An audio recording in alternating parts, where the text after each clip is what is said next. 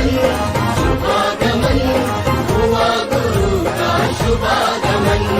सुस्वागतम सुस्वागतम भक्त कहे गुरु सुस्वागतम। बड़े भाग्य से बड़े पुण्य से मिला गुरु का चातुर्मास। बड़े भाग्य से बड़े पुण्य से मिला गुरु का चातुर्मास। वर्षा योग में धर्म की वर्षा रचे। देव देवं जिनं नीत्वा भवोद्भव विनाशनं वक्षेऽहं देशनां काञ्चिन्मतीनोऽपि भक्तिता। नमो अरिहन्ताडं नमो सिद्धाडं नमो आयर्याडं नमो वज्रायाडं नमो लोये सवे साहूडं। जय बोले अनंतानंद सद्ब्रह्मश्री भगवान की, आचार्य भगवान कुलभद्र स्वामी की, आचार्य गुरु विराग सागर जी महामुनि राज्य की, आचार्य से विशुद्ध सागर जी महामुनि राज्य की, अहिंसा में विश्व धर्म की।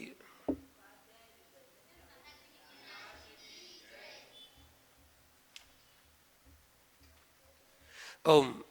महानुभाव, सार समुच्चय ग्रंथ की यहाँ पर जो वाचना चल रही है उसमें 23 श्लोक अपने हो चुके हैं। आज 24वें नंबर का श्लोक प्रारंभ हो रहा है।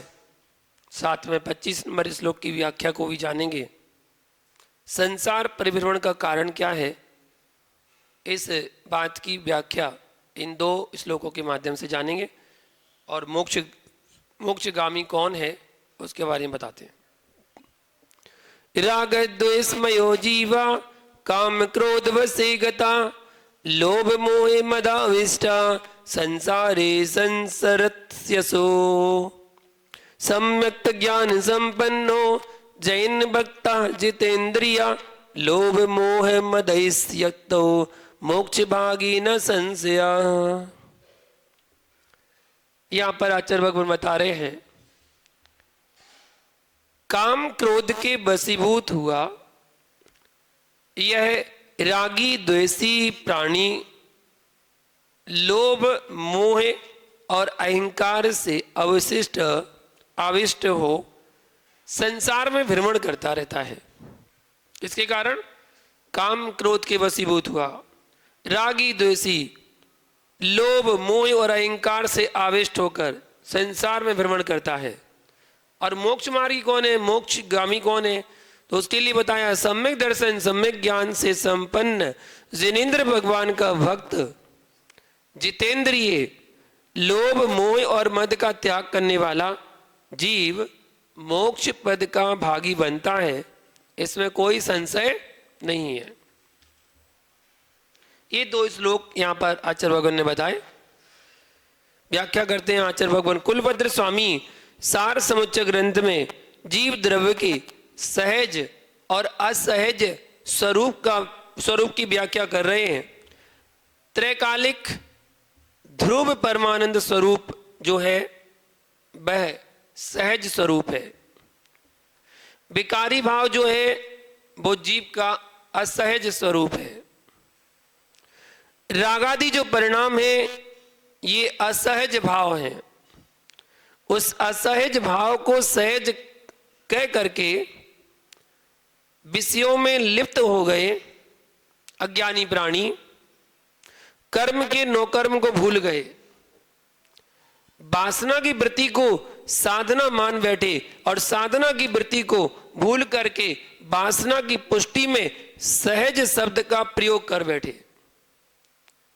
पंचेंद्रिय के विषय भोग रहा है और कह रहा है कि तो सहज प्रवृत्ति है हमारी, सहज ये तो होना ही था, ऐसा तो होता ही है। इसको सहज प्रवृत्ति कह के और पंचेंद्रिय के विषय भोगों में फंस रहा है। सहज शब्द का विपर्यास किया है, सहज शब्द का विपर्यास किया लोगों ने।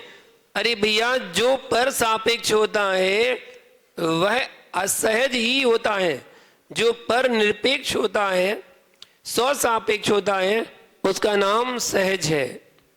जो पर सापेक्ष है वह असहज है। जिसमें पर के प्रति जीव की वृत्ति हो वह असहज है।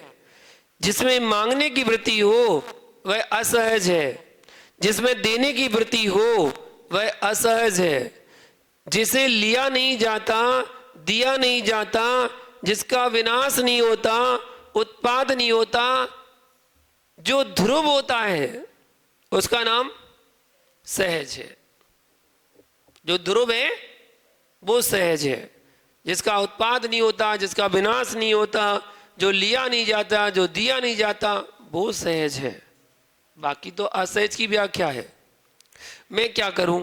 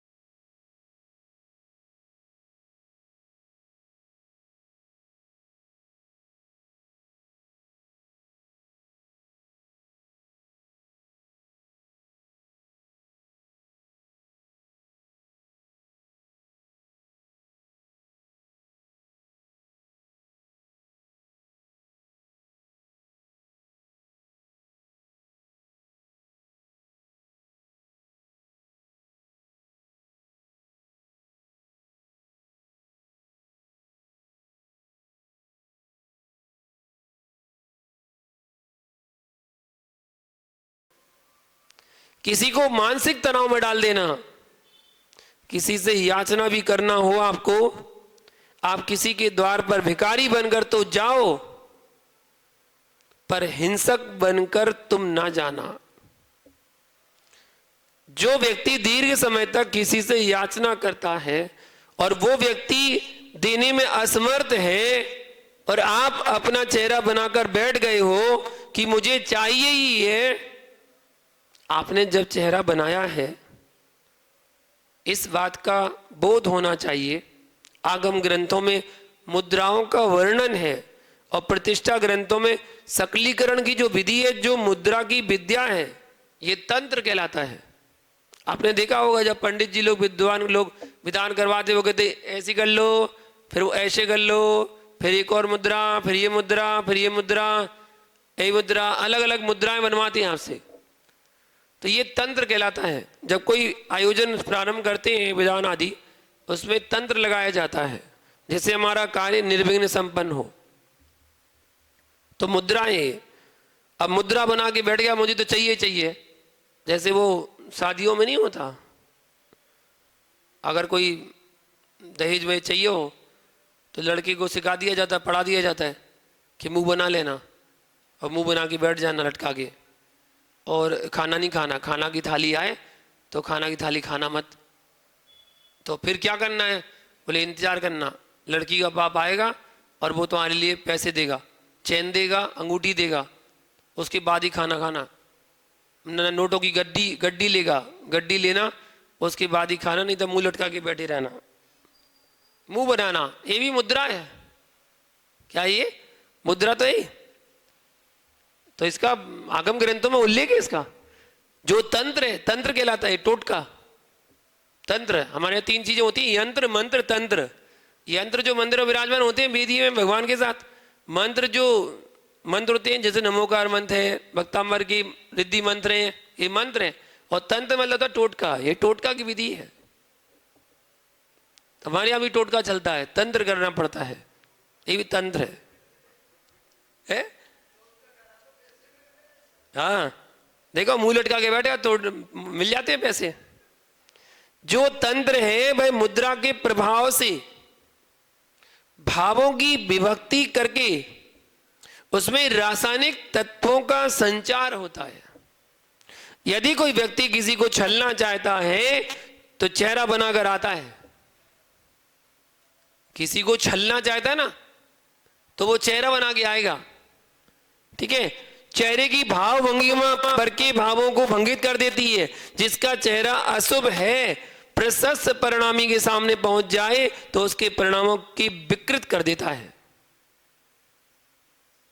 बालकों, चेहरे पर पाउडर लगाने का उद्देश्य क्या है? जब तुम इतने गोरे हो फिर भी पाउडर क्यों, क्रीम क्यों? चेहरे पर लगा पाउडर तंत्र मात्र है। क्या ये तंत्र? जैसे ही आप क्रीम पाउडर मेकअप कर आ गए हो, दूसरा व्यक्ति आपके चेहरे को देखे तो आकर्षित हो जाए, आपको देखकर आकर्षित हो जाए। अरे भैया, इस चेहरे को मात्र देखिए, ये चेहरे की चमक नहीं है, ये तंत्र की चमक है। पाउडर धुल जाएगा तो इसका फीका चेहरा दिखाई दे जाएगा। शादी में दुल्हन मेकअप करके आती है तो बड़ी शाइनिंग मारती है, चमक मारती है, और अगले दिन जब उसका मेकअप धुल जाता है तब उसका चेहरा सामने आता है कि वो पहले क्या थी। आप शादी की रात जब उसको देखोगे और 2-3 दिन बाद फिर जिससे मिलने जाओगे, उसको ही देख के उससे ही पूछोगे क्या बहू कहाँ है, वो बोलेगी मैं ही हूं। बोले अरे 4 दिन पहले तो तुम कुछ और थी। वो तंत्र था, आप तंत्र से प्रभावित हो गए।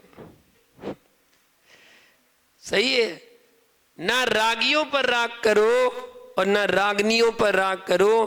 भैया, वस्तु स्वरूप को समझो। ये चेहरा चमक रहा है ना, ये पगड़ी की आभा चेहरे पर आ रही है लौट करके, और दोनों का मिलान करके जीव का चेहरा चमकता दिख रहा है। बस ये तंत्र विद्या है। इससे आप क्या, देव भी प्रभावित हो जाते हैं। आप तो छोड़ो, देव भी प्रभावित हो जाते हैं।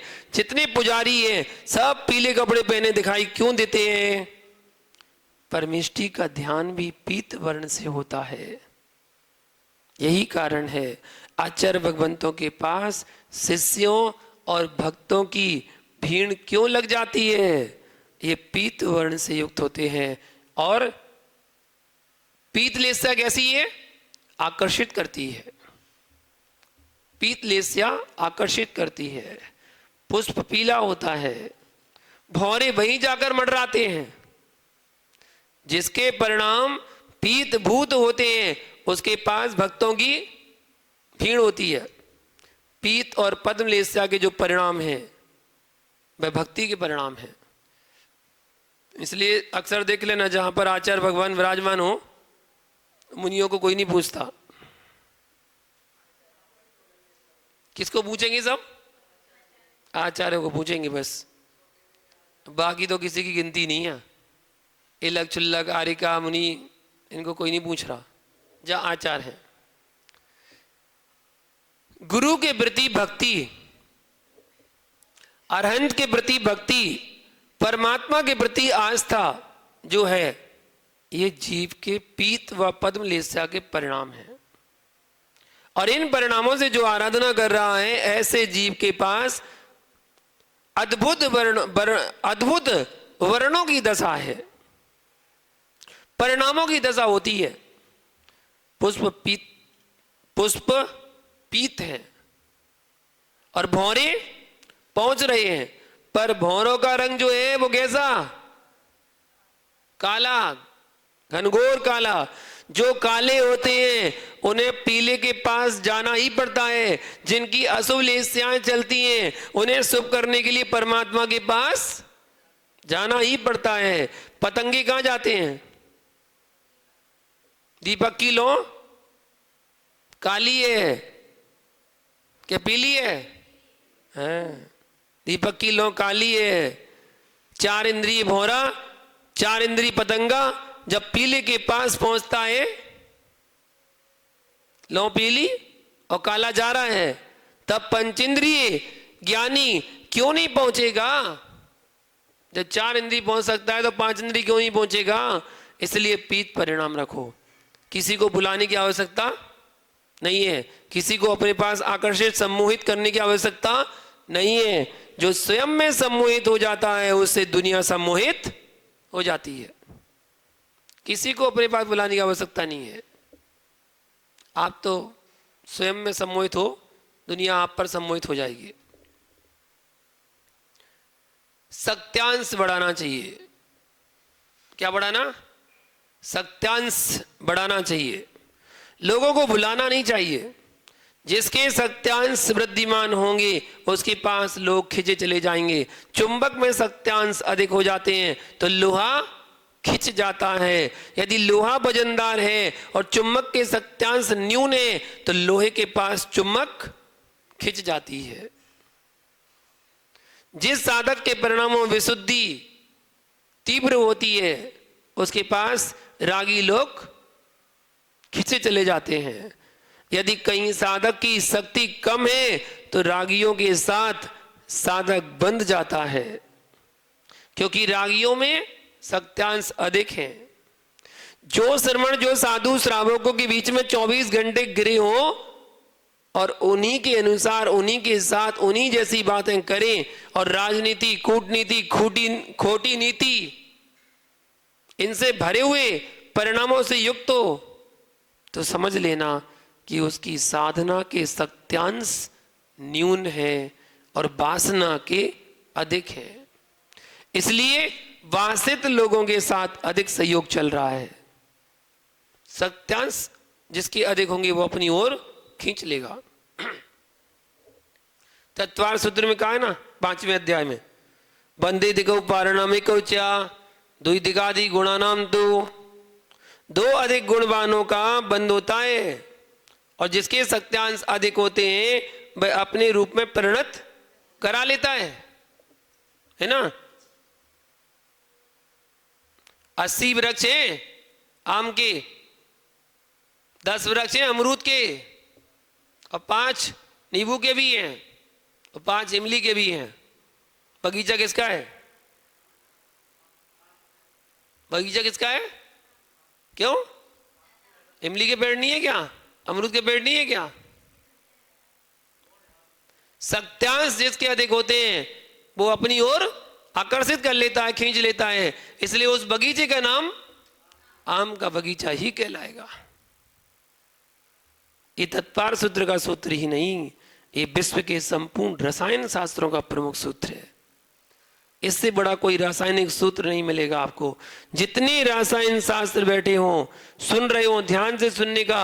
आपने जड़ द्रव्यों के रासायनिक तत्व की व्याख्याएं तो की हैं, पर चेतन में चेतन का रसायन कैसा और जड़ का प्रभाव चेतन पर कैसा और चेतन का प्रभाव जड़ पर कैसा, एक रासायनिक तत्व है और एक रासायनिक प्रभाव, दो पर ही पड़ता है, जीव और पुद्गल। अमूर्तिक पर कोई रासायनिक तत्व का प्रभाव नहीं पड़ता, केवल दो पर ही प्रभाव पड़ता है। धर्म द्रव अपने स्वभाव में है, अधर्म द्रव अपने स्वभाव में है, काल अपने में है और आकाश अपने में है। शब्द चेहरे को सफेद कर देता है। सुना कभी? शब्द चेहरे को काला कर देता है, सफेद कर देता है। पाउडर लगाने की क्या आवश्यकता है? मां, उस जीव को घोर पाप का बंध होता है जो किसी के चेहरे को काला कर देता है। एक योगी विराजे यहां पर और कोई श्रावक आ जाए और अकेले साधु हैं, दूसरा श्रावक कहे मुनिराज मैं 15 दिन से चौका लगा रहा हूं, आप मेरे घर पर पधार जाएं। बहुत दिन हो गए और इसी बीच में अन्य श्रावक भी आ गए। बताओ, एक योगी को आपने तनाव में डाला कि नहीं? सोच में डाल दिया कि नहीं? इतने सारे लोग बोल गए, अब ये जीव किसके यहां जाएगा? और इनके कहे अनुसार गया तो उनका मुनि धर्म गया, और नहीं पहुंचे सो श्रावकों ने चेहरे लटकाने शुरू कर दिए। वो दृष्टि साधु की आप पर पड़ी कि ये दुखी जीव है। अरे ज्ञानी, तू तो दुखी था ही, पर जो दुख मिटाने के लिए निकले थे उनको दुखी क्यों कर रहा है? अपने पुद्गल के पिंडों के राग में उनको दुखी मत कर। भैया, वस्तु स्वरूप समझने के लिए बहुत धैर्य चाहिए। दान तो प्रसन्नता के लिए था, दान दुखी होने के लिए नहीं था। दान लोभ की निवृत्ति था, दान मान की प्रवृत्ति के लिए नहीं था। जो मान की प्रवृत्ति के लिए दान देगा, यदि मान नहीं मिल सका तो दान देकर दुखी होगा। और जो दान निर्लोभता की अनुभूति के लिए लेगा, जो दान देकर निर्लोभता की अनुमति लेगा, वह शौच धर्म को प्राप्त होगा। शौच धर्म की अनुभूति के लिए दान था, ना कि मान कसाय की ज्वाला। अग्नि में जो धर्म है, अग्नि में जलने के लिए था। द्रव्य भी गया, धैर्य भी गया। द्रव्य भी गया और धैर्य भी गया, चारों ओर से जीव च्युत हो गया। यथार्थ में जो धर्म है, हमने विद्वानों ने, मनीषियों ने धर्म को धर्म में डाल दिया है।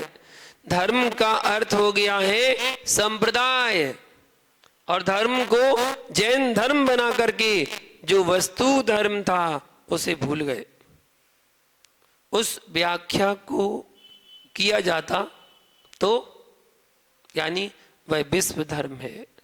यह मात्र जैन धर्म नहीं है, ये विश्व की कण कण का धर्म है जो है, इसी का नाम जैन धर्म है।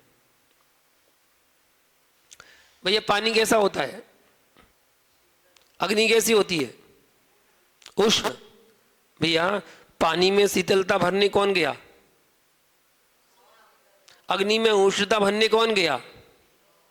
तो आगमों में ज्ञान दर्शन भरने कौन गया? यानी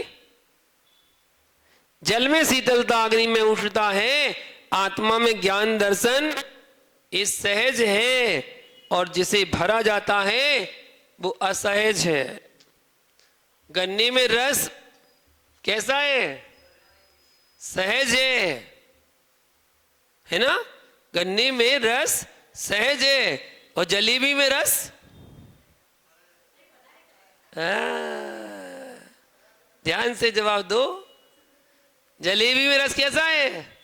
असहज है। जलेबी तो जलेबी थी, लेकिन उसमें असहज कर दिया गया, उसको चाशनी में डाल दिया गया, उसके अंदर भर दी गई है, उसमें नहीं थी। गन्ने में मिठास सहज है, और जलेबी की मिठास असहज है। क्रोध 24 घंटे नहीं आता। मान की पुष्टि नहीं होती तो क्रोध आता है, मान की पुष्टि नहीं होती तो क्रोध आता है। क्या करूं? ऐसा निमित्त मिला तो गुस्सा आ गई। क्या कह रहा है? ऐसा निमित्त मिला सो गुस्सा आ गई। अरे ज्ञानी, गुस्सा आ गई सो तेरा विभाव स्वयं का है, निमित्तों को दोष क्यों दे रहा है? निमित्त ने प्रवेश किया कि उपादान तेरा विकृत हुआ, उपादान विकृत हुआ है। निमित्त कभी किसी के भीतर प्रवेश नहीं करता, निमित्त कभी तन्मय भूत नहीं होता। यदि तन्मय भूत हो गया तो वो निमित्त कैसा?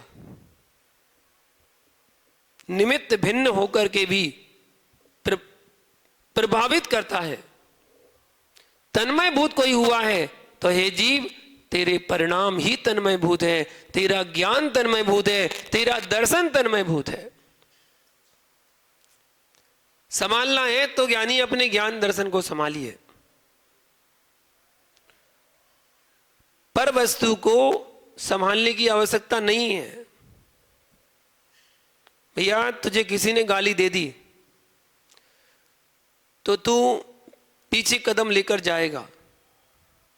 इतना पीछे तू हो गया, अच्छा होता कि उसे उत्तर देने की अपेक्षा अपने परिणाम संभाल लेता। परिणाम तेरे थे, गाली दूसरे की थी। परिणाम संभालना चाहिए था कि पर की पर्याय को संभालना चाहिए था। ये मुझे गाली दे रहा है सो ये आपका ज्ञानी उसका मुंह पकड़ने बैठ गया। अरे भैया, उसके दूषित तन को क्यों छू रहा है? वह तो मध्यपायी था, उसको छूना भी पाप था, उसे छूने क्यों गया? उतना तुझे पुरुषार्थ करना पड़ गया। देखो, जानो और जाने दो। इतना पुरुषार्थ कर लेता तो दूसरे के चेहरे पकड़ने क्यों जाना पड़ता? और तुझे जो लोग श्रद्धा से देखते थे वे तुझे लड़ाकू ना कह पाते। लड़ाकू है बताओ तो, लड़ने बैठ गया। सज्जन साधु पुरुषों को, ज्येष्ठ पुरुषों को, जिनकी इज्जत है, उन्हें अपने तन को संभालने की अपेक्षा अपने मन को संभालना चाहिए। यदि मन बिगड़ गया तो उसके लिए डॉक्टर नहीं मिलेंगे। तन बिगड़ गया तो डॉक्टर मिल जाएंगे, मन बिगड़ गया तो डॉक्टर मिलने वाले नहीं है। तन को संभालने के लिए कोटि कोटि लोग हैं, पर मन को संभालने के लिए जगत में कोई नहीं है। मात्र स्वयंभू, स्वयं। भैया विश्वास मानिए, ये आपकी श्रद्धा बोल रही है, ये आपकी भक्ति बोल रही है। ध्रुव सत्य है। श्री राम को समझाने के लिए अनेक लोग आए थे। लक्ष्मण के वियोग होने पर कई मास तक, 6 माह तक भाई के शरीर को कंधे पर रख करके घूमते रहे। कौन? बलभद्र। एक बलभद्र जैसे महापुरुष लक्ष्मण के शरीर को लिए यत्र तत्र विचरण कर रहे थे। कृतांत वक्र सेनापति का जीव जो देव पर्याय को प्राप्त हुआ था, उसने कितना पुरुषार्थ किया था। कभी बालू को पेलता दिखाया, कभी पाषाण के ऊपर खेती करके दिखाई, और कभी पानी को मत करके दिखाया। श्री राम पूछ लेते थे, ये क्या कर रहे हो? बोले, पानी से घृत निकाल रहा हूं। कहीं पानी से घी निकलता है क्या? हाँ, पानी से घी नहीं निकलता, पर मरे व्यक्ति को भोजन जरूर कराया जा सकता है। तो उस समय श्री राम कहते थे, तेरा भाई मरा, तेरा पिता मरा। ऐसे गुस्सा होते थे, और गुस्से में कहते, तेरा भाई मरा, तेरा पिता मरा। मेरे भाई को मरा बोलते हो, और चल देते थे भाई को लेकर के। कसाई के 6 महीने बीत गए, पर की समझ में अपनी समझ बनती नहीं। पर की समझ अपनी समझ बनती नहीं। जब अपनी समझ ही समझ में आती है, तभी पर की समझ निमित्त बनती है। समझना तो स्वयं को है, अपने आप को समझे। पर की समझ को अपनी समझ नहीं, अपनी निज की समझ को समझ में समझे, तभी हमें समझ में आएगा कि क्या सही है क्या गलत है। शेष व्याख्या कल देखेंगे। आज के लिए इतना ही। जय बोलो शांतिनाथ भगवान की।